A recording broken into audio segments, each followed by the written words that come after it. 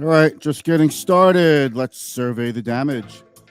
Hey there, I'm Mitch Goldberg. Thank you so much for joining me. This is my live stream, Be the Boss of Your Money. It's your post market show where we talk about personal finance, the stock market, the bond market, interest rates, borrowing, lending, paying for things, buying things, whatever. If it has something to do with money, insurance, buying a home, fixer uppers, whatever. We talk about everything money here. And there's a lot to talk about because I guess there's a lot to talk about because people have less money these days because of the stock market. So a lot of you are wondering, like, what the hell happened? How did things go from so good to so bad so fast? And I feel like a lot of investors are walking like, like the Walking Dead. Just like, what the f happened? A lot happened, and we're going to talk about it. We're going to survey some damage. I don't want you to give up hope because down markets come back. Easier said than done. I'm in the market too. I'm not panicking. I'm not selling. I'm just, it doesn't affect me because I've been doing this for so long and I've seen this so many times. I don't think you could actually be in my business for as long as me, 32 years, and last if you are someone who's highly affected by the stock market. Just what I think, the day-to-day vagaries of the market. But we're going to survey the damage. I want to look at some popular stocks, how much they're down. Maybe talk about the environment or external conditions that would convince investors that they should own some of these stocks. Maybe we'll talk about that. We'll look at some economic stats. We'll talk a little bit about why the market's down so much and, a little historical perspective. All right. We need historical perspective because the historical perspective is markets do come back. Stocks don't always come back, but the averages do. All right. So we're going to roll a quick intro while you're watching. You know the deal. You have a question, hit me up in the comments. I love hearing from you. I really do. If you have words of wisdom, words of encouragement, I always appreciate that. Yesterday, I had a friend, Rob Tolan, to talk about mortgages yesterday, and some of you made some nice, encouraging comments. I'm sorry I missed it, but if you're watching today, hey, hit me up. Tell me what's going on, where you're from, and, give us a like or, thumbs up, a heart, an applause, a wow, depending on the reaction buttons you have, depending on which social media platform you are watching from. As it is, we stream to a number of platforms. I'm streaming to YouTube, LinkedIn, Facebook, Twitter, and I always add highlights to all of those, including Instagram. So if we're not connected on any of those, hit me up. Let's connect and let's get to know each other and make it social. Okay. While we're doing this, I've got one comment out here. James, morning, Mitch. Your comments help me with client conversations during these times. Wow. I'm just like, I should leave that up there all day. James, thank you very much, man. I really appreciate that. James is a financial advisor in Melbourne, Australia. So he's just like starting his day now. Well, I'm going to make a prediction, James. It's going to be an ugly day. Just a prediction, right? Well, this is like the first time I think I could actually predict something that happens in another part of the world. Thank you very much, James. I really appreciate it. So let's roll the intro. And again, while you're watching this, give us a thumbs up or something. And, let me know what you're thinking. Let me get rid of this. We're going to roll the intro, and here we go.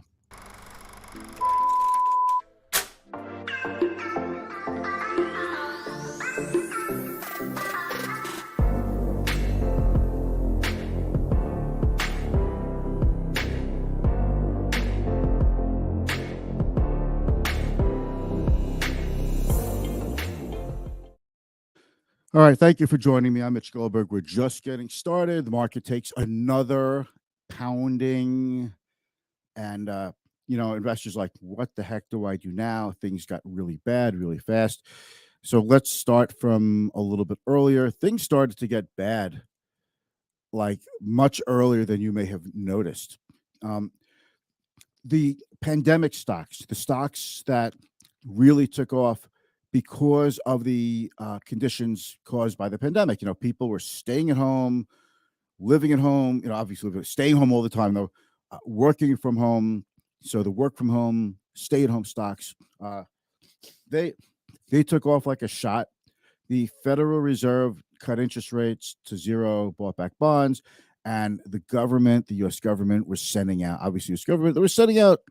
You know, they were sending out money to everybody. Just people were getting money left and right, and people were buying products, not services. Like they weren't traveling. They weren't you buying travel services or whoever else you think of services. They were staying home. What were they buying? They were buying food. They were ordering in like DoorDash. They were buying booze. Um, you know, they were buying stuff from Amazon, from Walmart. I could tell you, like people were buying cameras because everybody was zooming. A stock called Logitech. You've heard of Logitech products? I have a Logitech wireless mouse and a Logitech wireless, beautiful. I love this keyboard, a Logitech keyboard. Like you couldn't even get products from Logitech because everybody was buying computers and peripheral products and webcams and things like that for zooming. It was just a tough time to get stuff. So the world geared up to try to produce as much stuff as possible. I'm talking the manufacturing industrial base of the whole world, literally from the U.S. to China to Europe to the whole world. Okay, and it was still tough to get products, and then there were supply chain issues. Ships weren't going out, shortage of truck drivers, trade war issues with China. Forget the war with Ukraine and Russia. That's like a brand new problem to add a huge weight on top of, and a huge humanitarian weight on horrible thing on top of everything. But the pandemic caused all kinds of issues, and then oil companies decided to slow down drilling, in some cases halt drilling. Um, Airlines cut capacity as quickly as possible.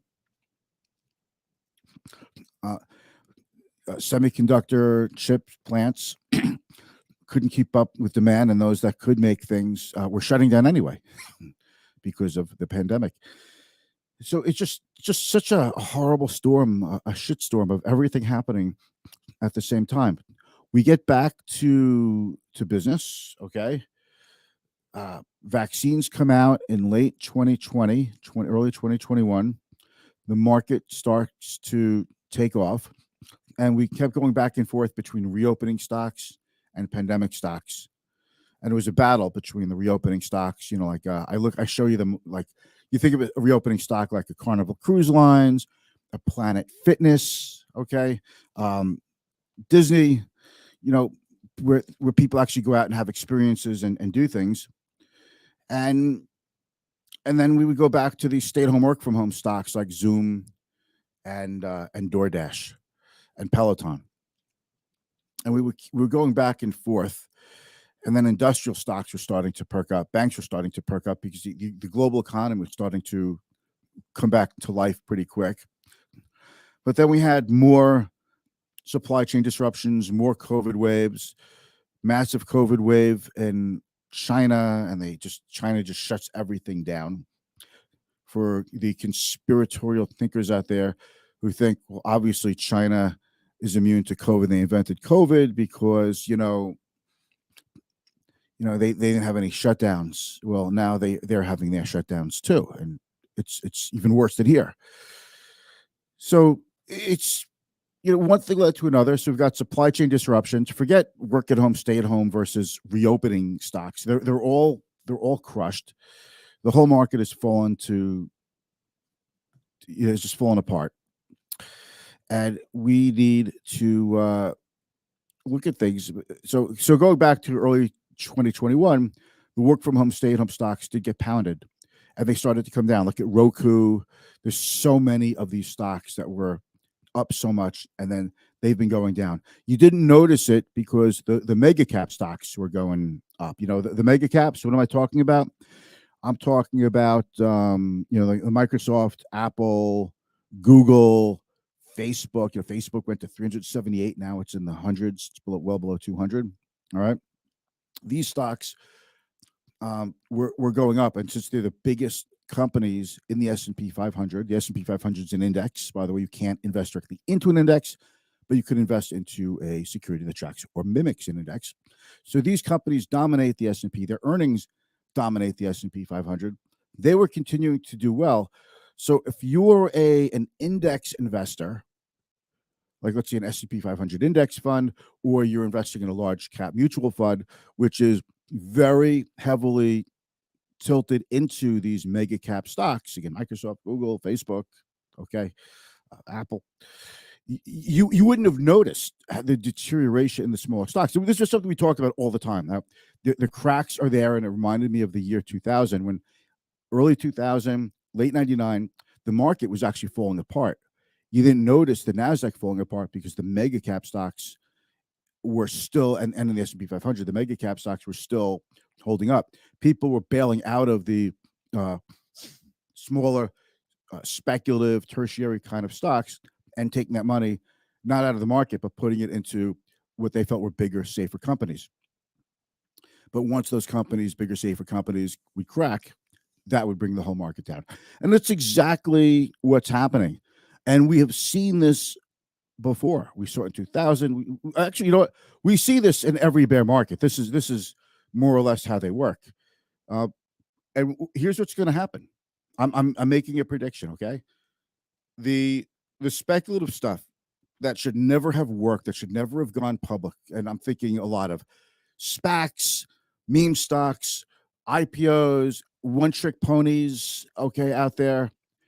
I want to give you names, but if I say it right now, it's going to sound like I'm giving like a sell recommendation. So think of the one-trick ponies. So let's just, on a separate case, let's identify one-trick ponies. Like I see stocks like Peloton and Stitch Fix getting absolutely obliterated.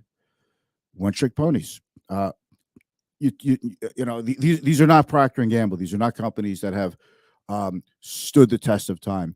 When I buy a stock, an individual stock in a client's account, I always ask the same thing: will time bail me out if I'm wrong? Will time bail me out if I'm wrong? It doesn't always work. IBM and GE are examples of stocks that were not bailed out over time. But by and large, if you are diversified, diversification is a strategy that we use to mitigate risk, but doesn't necessarily protect your portfolio from going down in a generally down market. But if you're diversified and your expectations are set realistically long term, you're buying the good stuff, a package of stocks or a fund of the goods, what I call the timeless stocks, you'll recover. You'll be okay as long as your expectations are set properly long term. If you're buying stuff because you think in 3 years, I'm going to take my down payment for my house of 200 grand, I'm going to invest it all into good stocks, and in 2 years it's going to be worth 400,000, and now it's really only worth like 120. See, that's a bad move. Your expectations were not realistic. Stocks do well when measured over time, and not when measured from like April of 2020 to the middle of January of 2021 and say, look how good stocks do. That was such a small, little, tiny slice of time, but it sucked in so many new investors in Robinhood and other online sites. And there's a lot of people who are like so upset. They just, every time they post on Facebook, it's always a conspiracy theory. It's a political thing. No, this is just how markets work. And they've always worked this way. I said this to, I said this to in an article in CNBC. Every generation has to get kicked in the ass and learn for themselves. It happened to my generation in the year 2000. I was 33 years old. It happened. It was rough. I was young enough to climb out and do okay and get out. You just keep staying invested. My time horizon was appropriate for me. Okay. And now you've got a lot of, let's say, 21 to 35-year-olds who are new to the market who have been smashed in crypto, smashed in meme stocks, smashed in SPACs. Same stuff, same shit, different day, right? It happens to every generation. And you guys will be in my seat one day looking at your kids saying, you don't know what you're doing. And your kid is going to say, Dad, I turned $10,000 into $400,000 into $800,000. I have more money than you. That's some parents here. Where is it now? My kids are not making more money than me. I'm just saying, in 800,000 is not my personal net worth. I don't want you to come off like I'm saying that. I'm not divulging that. I'm in good shape. All right. Let's take a look. We have somebody else out. We got Joe. Look at this. Joe, you are a very smart guy. I've known Joe since middle school, and he was always like a really like advanced math kind of guy. Wait for it. The D word is coming. No, don't say it. Don't say it. That's like uh, we are already in a recession. Agreed. Stagflation is wishful thinking. Wow.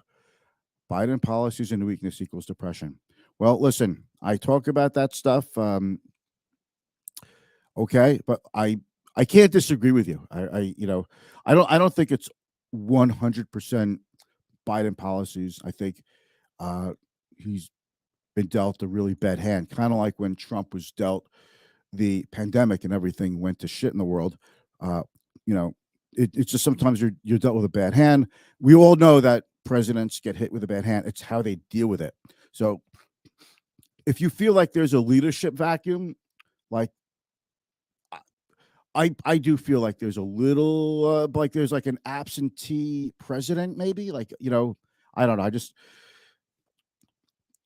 We all can accept. We would all accept much better what's going on in the world if we knew what the plan was to get out of it. But I don't know if there is even a plan. All right. Inflation is really just super hot. And I know I'm telling you something you already know. It's pervasive. It's not just gas. It's not just food. It's not just shelter. It's not just clothing. It's just everything. It's from pens. I mean, you think about everything that's made with petroleum. The plastic in my pen, plastic in all my my Logitech peripheral products. So anyway, the market went to the large cap stocks. I know it was Adobe, Nvidia, Tesla. Went from like 500 to 1,200 real quick when it was added to the S&P, or about 600 to 1,200 when it was added to the S&P 500. So the major averages were hitting highs until the beginning of this year. So it didn't look like we were in a bear market, but most stocks, like 70% of stocks, were in a bear market. And we have to separate bear market from recession. People, we often tie the economy. Oh, we're going to recession. Let's talk about the stock market and this, and that. Well, let's talk about the stock market, this, that. And we're going into recession. Which you want to talk about first? But the stock market and the economy are two different things. Long term, if the economy is going to be bigger in 20 years than it is now, you'd expect the stock market will be bigger in 20 years than it is now. But over the near term, they don't always match. The stock market is diving now because I think we're in a recession, but most of what you read will say we're heading toward one, we're getting close to one. So let's just talk about a couple of things here, some stats, we'll survey some damage, go through the day's closing figures, okay? Central banks, it's not just the United States, the Federal Reserve that's raising rates, not just the U.S. Central Bank, the Bank of England, the Switzerland's central bank is raising rates, but other countries, Australia is raising rates. This is happening all over the world. Rates are going up. Liquidity is coming out of the market. What does liquidity mean? It just means that there's not as much money available for lending. There's not as much money available for new investment, to buy stocks, for companies to invest. People are scared. Part of the reason there's not a lot of money for all these things is because both consumers and businesses are now hoarding cash because they're worried about an economic downturn. So they want to make sure they bulk up on their balance sheets. You want to make sure you go into this with cash. You don't want more debt. You want to pay down debt, especially if you have like variable rate debt, adjustable rates, and anything with an adjustable rate, because their adjustable rates are being adjusted much higher. So it's just a confluence of all of these things. Part of what's driving the market down and making the economy weaker is prudence. I'm a little congested today. Anyway, people who are pulling back on spending, it's prudent. Remember, if you save a couple of bucks and don't spend money, it's good for your balance sheet. But if we all do it at the same time, businesses and consumers, that causes a recession because we need businesses and consumers to spend money. All right, so let's move on. Housing starts down 14%. That's not a year-over-year number. That's a stunning number month to month. Just home builders just slammed the brakes when they saw, as soon as mortgage rates went up about a month later, whatever home builders had in the works that was close to completion, they finished, but everything else they just stopped. They just stopped. If you think about it, if you're applying for mortgage, you're thinking about buying a house. You've got that 3% rate in your head for a mortgage rate of 3%, and now it's over 6, and you get that number back from the bank of what it's going to cost you. It's heartbreaking. It's absolutely heartbreaking. And the bank will say, "We didn't approve you for that much of a monthly payment, so you can't even buy the house that you thought we're going to buy." All these people who bought $1 million plus homes with small down payments and a low rate. Great, you have the low rate, but now you're probably going to wind up being underwater in the value of your house. And when enough people are underwater in the value of a house, that does cause an economic ramification. Let's take a look at a couple of things. All right. Dow down 741, down over 2%. NASDAQ got crushed today. It's like a daily habit for the NASDAQ to get crushed. So for the Dow, though, the number I want you to focus on is the closing number, 29,000 and change. That's the first time the Dow is closed below 30,000 since the beginning of 2021. The NASDAQ is getting crushed. The S&P is not far from where it was before the pandemic even started, down another 3.25%. Gold was up a little over 2%. Oil continues to bounce around, but up a little bit today. The 10-year yield came down. It was like 3.4. Now it's 3.1. So that's modestly good news. The VIX was up today. Nothing crazy, but you see this VIX over here, this number, that number would really have to exceed, and from my experience, would have to exceed 40 to say that the stock market is oversold and get an appreciable bounce, like a bounce like we had like 3 weeks ago, and like the Dow and the S&P were up like 6 or 7% in a week. That would have to go above 40. If it does happen, we would get a big bounce, I think, because stocks are even lower than they were a few weeks ago. They're at year lows. Okay, so that's that. Let's take a look at the bond market. Yields were a little bit lower across the board. The 2-year went out at 3.1. Just to see the 2-year yield at 3% after so long being under 3 is kind of shocking. The 10-year at 3.19. So the yield curve continues to stay flat, which is not good for banks. Cryptocurrency. By the way, the reason I say that is banks, when there's a big difference between short-term yields and long-term yields, banks make more money. And when the yield compresses or even goes negative, banks don't make money. They start to lose money, and then they pull back on lending, and that hurts the economy even more. If you want to know how the yield curve works, a negative yield curve means really that banks are going to stop lending money. And when banks stop extending credit to consumers and businesses, everything stops. That's it. Everything stops because everything is based on credit and finance. Okay. Let's take a look at the 30-year mortgage. It hit a high today, but bounced off a little, 6.05. By the way, when I look at this number, 6.05, or the other day was 6.3, you have to add about 15, 20 basis points to get the number on a mortgage that you personally would probably get if you applied for a mortgage. So even though you see 6.05, rates are probably about 6.25. I didn't check today what the prevailing common rate is for someone with 20% down and a decent credit rating, but it's probably about 6.25%. If you're out there and you're in the mortgage business, definitely correct me if I'm wrong. And let's take a look at some stocks. Okay. Adobe, 52-week low today. Okay.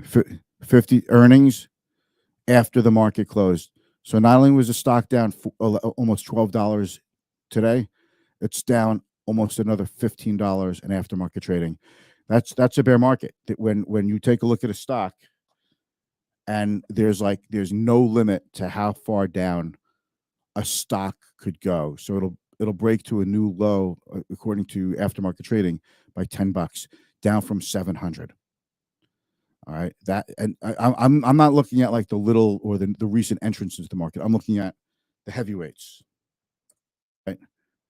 Nvidia, which is still considered the king of semis, 52-week low today, down almost $10 from 346 to 156, down by half. Okay, it's not just technology. Disney down $1.60, almost 190 to 94. So Disney is basically cut in half. How many times do you see a stock like Disney get cut in half? All right, that is just such a substantial hit. And then let's take a look at a very well regarded industrial like Honeywell, 236 to about 180, down $5 today. And the market's got pounded today, so it's not surprising that it's down almost 3% today. But that's a pretty big drop. It's not far from its year low. And lastly, let's take a look at JP Morgan.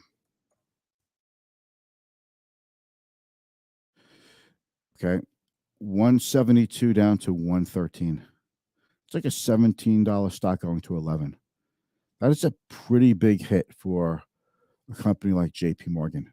All right. So we're just surveying some damage here. All right. So if you're down, it's not something that you did. It's just the markets go up, the markets go down. These companies I'm showing you are considered by many investors to be the high quality ones. I'm not looking at something like like we'll take a look at Peloton. I love picking on Peloton because I felt it's just something about a multi-$1,000 bike with an iPad on it. So stupid. But the year high is 129. It's down to 9. 90% plus down. That is just a disaster. I think it was higher. At one point, I think Peloton was closer to 150. Am I confident that a Peloton could recover and go back to its old high? No, I'm not. Am I confident that a company that's been around for many years with a good track record of earnings and dividends could go back up to a high? Yeah, I am. And that's what I meant when I said I like to buy stocks that I think that I always ask myself, will this be bailed out by time? Will I be bailed out by time? And I don't think a lot of these stocks that were pandemic winners are going to be bailed out by time. I think you just had an extraordinary set of circumstances that moved these stocks up. So that's surveying the damage. I think your typical index fund, your typical fund, as long as it's not a fund that invested in these stocks, like an ARK fund, for example, if ARK fund was basically buying a package of these stocks, that's a tall order to expect stocks that are down 70, 80, 90% to drop. We should do another review on ARK because what happened is if people think they're buying these pandemic stocks on the cheap in a package, like with an ARK fund, with ARKK, that's the ARK Innovations ETF, but they actually changed the stocks in the fund. So you think you're buying the same thing maybe, but when you look at the underlying stocks, that's changed. The fund manager is making a change into different stocks, like buying GM. If you call yourself innovation and you knock companies like, big old companies and you're buying them, it's to me, that's style drift. It's like, you're not getting the same stuff that got clobbered. You're better off buying an index fund that tracks these kinds of stocks and getting into it. I think because you'll be buying, you'll know what you're buying. You're buying the same stocks if you want to buy those same stocks that are down a lot. Okay, if I were to buy investments today, there's 2 ways to do it, 3 ways to do it. Let's do it like this. You're going to put money away. You could buy all the stocks or ETFs or a package of ETFs at once, right? You invest your money. Over time, studies are done. Dollar cost averaging has not beaten lump sum purchase of investments. People dollar cost average because when you're young, you don't have money to build a big portfolio. So if you're in like a 401k plan through your job, you get a little bit of money taken out of your portfolio every pay period. I mean, out of your paycheck every pay period, and that gets invested. And you're doing that every month, a little bit at a time. Maybe as you get older, you'll increase that amount, right? Hopefully, you will. Uh, and that's dollar cost averaging. But that's because you don't really have. You're not giving all the money up at once. Like, let's say you're going to get $1 million of let's say you're going to contribute $1 million into a 401k plan over a lifetime. Nobody's giving you the $1 million when you turn 22 to invest in your 401k. You're getting that money a little bit at a time over a 30, 40-year period or longer. That's why people dollar cost average. If you're contributing to your child's 529 plan, you might maybe have a couple of bucks to throw into it, but most people do not have $50,000 or $100,000 to throw into a 529 plan. They kind of start small, $25, $50, $100 a month, and build up from there. And the reason is because if you just put that money into a savings account, it's not going to really grow much with low interest rates, and it's probably not going to be able to accumulate much interest on top of interest. So you invest in the stock market because you're expecting growth over time, which could supercharge your growth compared to interest rates. And a checking or savings account, that's why you do it. And I know what you're saying. Well, the market's down, so maybe I should have not done that. No, stocks should do well, but they do well over lengthy periods of time. And it's always known that there are going to be ups and downs along the way. But what smooths out the ups and downs is time and diversification. And if you don't give it those two things, then I think you're just, if you're investing for the short term, you're just gambling.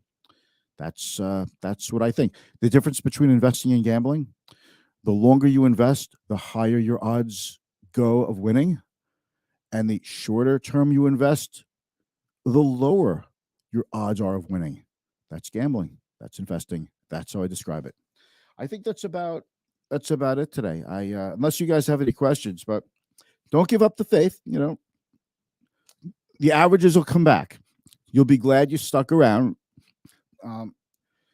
If you're into individual stocks or whatever, you are welcome to call me, and we could take a look at some things you could do. We talked about buying. One of them was dollar cost averaging. Next one is investing in lump sum. The last one, I should have said this earlier because we're up to 32 minutes, but you could also use below the market buy limit orders to buy certain stocks and ETFs.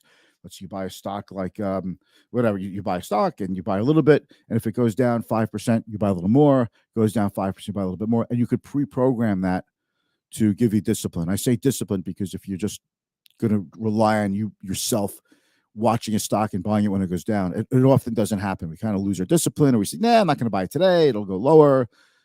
And we want to get rid of that emotional. We want to get rid of relying on emotions to make those buys. Okay, that is it. I typically do not do these streams on Fridays unless something really funky happens, like a really big down day in the market. So I've been doing these streams on Fridays a lot lately. So if tomorrow's a big down day, I'll be here at 4:30 or 5 o'clock or so explaining to you what's going on. Thank you so much. Have a good night. I really appreciate you taking the time.